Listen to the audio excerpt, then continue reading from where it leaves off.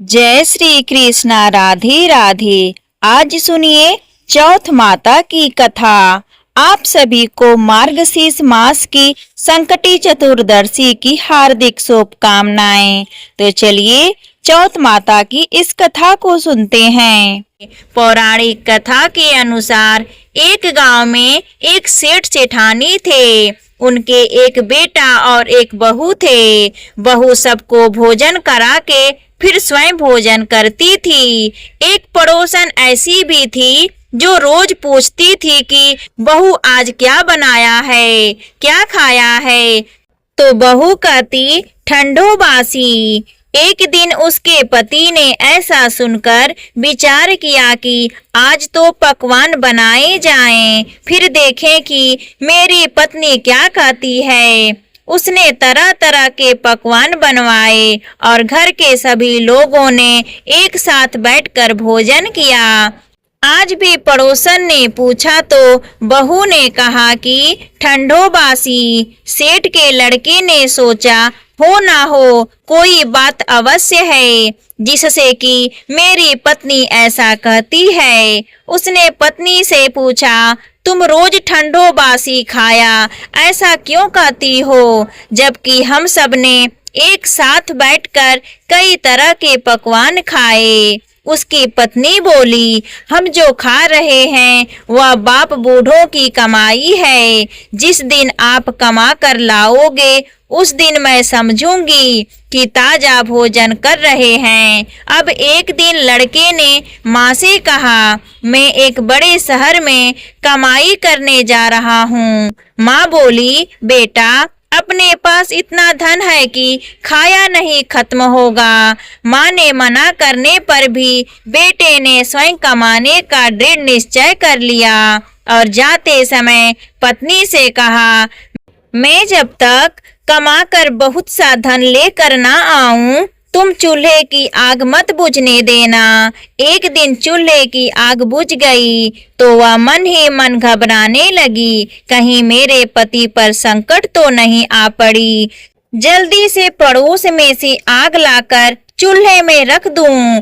ऐसा विचार करके पत्नी पड़ोस में गई। वहां पड़ोसन चौथ माता का व्रत और पूजन कर रही थी। पड़ोसन ने कहा थोड़ी देर में आकर ले जाना। तो बहू ने पड़ोसन से पूछा आप यह व्रत क्यों करती हो, इससे क्या मिलता है। तब पड़ोसन ने कहा चौथ माता के इस व्रत को करने से अन्न और लक्ष्मी मिलती हैं और अपनी मनोकामनाएं पूर्ण होती है। अब बहू भी चौथ माता का व्रत करने लगी। दीवार पर उसने चौथ माता का चित्र बनाया। उस दिन घी और गुड़ का चूरमा बनाकर रात्रि को चंद्रमा को अर्घ देकर उसने भोजन किया। ऐसा करते करते बहुत दिन हो गए। चौथ माता ने उस बहू के पति को सपना दिया कि साहूकार का बेटा तू जागा है या सोया है, तेरी पत्नी तुझे बहुत याद कर रही है।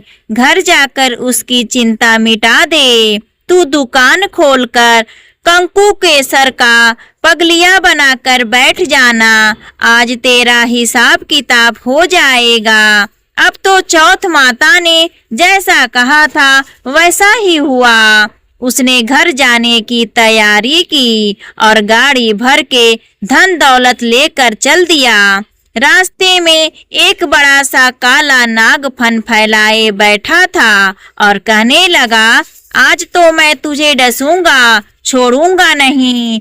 आज तेरी आयु पूरी हो गई है। सेठ के लड़के ने कहा आज चौथ माता ने मुझे सपना दिया तो मैं अपनी पत्नी से मिलने घर जा रहा हूँ। वहाँ मेरी पत्नी बहुत चिंता कर रही है। मैं उससे मिलकर जरूर आऊंगा, तब तुम मुझे डस लेना। नाग ने कहा तुम शपथ पूर्वक कहकर जाओ तो मैं तुम्हें जाने दूंगा, परंतु लौट कर नहीं आए तो तुम्हारे घर आकर मैं तुम्हें डस लूंगा। इस प्रकार सांप को वचन देकर वह घर पहुंचा वहां सभी से हंसी खुशी से मिला और भोजन करने के बाद उदास होकर बैठ गया।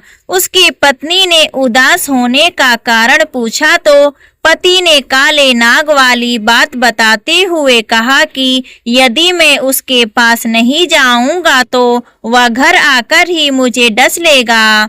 पत्नी बहुत चतुर थी। उसने कहा कि आप घबराओ नहीं, लेट जाओ, मैं एक उपाय करती हूँ।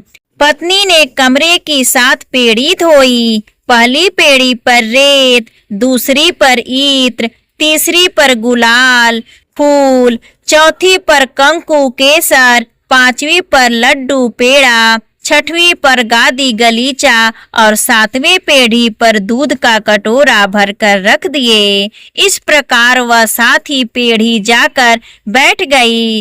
आधी रात होते ही नाग आकर पेढ़ी चढ़ने लगा। पहली पीढ़ी पर रेत में लौट गया और कहने लगा कि सेठ की बहू ने आराम तो बहुत दिया, पर वचनों से बदकर आया हूँ, सो डसूंगा अवश्य ही। इसी प्रकार 7 पीढ़ियों पर नाग आराम करता रहा और कहता हुआ कि डसूंगा जरूर। कमरे में जाने ही वाला था कि चौथ माता ने विचार किया कि अगर मैं इसे नहीं बचाऊंगी तो संसार में धर्म कर्म और व्रत पूजन को कौन मानेगा। अब तो गणेश जी, चंद्रमा जी और चौथ माता ने उसे बचाने का विचार किया।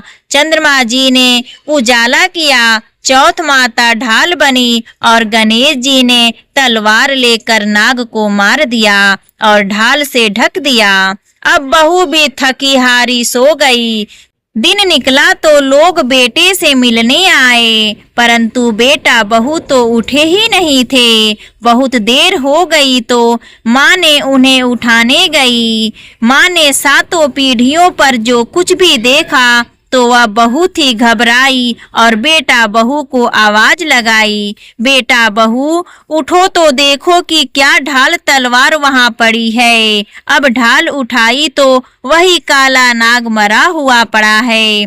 बेटा बहू ने सोचा कि आज तो धर्म कर्म ही आड़े आए हैं, जो भगवान श्री गणेश और चौथ माता ने अपनी रक्षा की है। हे चौथ माता, आपने जैसे सेठ के बेटे बहू की रक्षा की, वैसे ही सबकी करना। प्रेम से बोलिए चौथ माता की जय, गणेश भगवान की जय।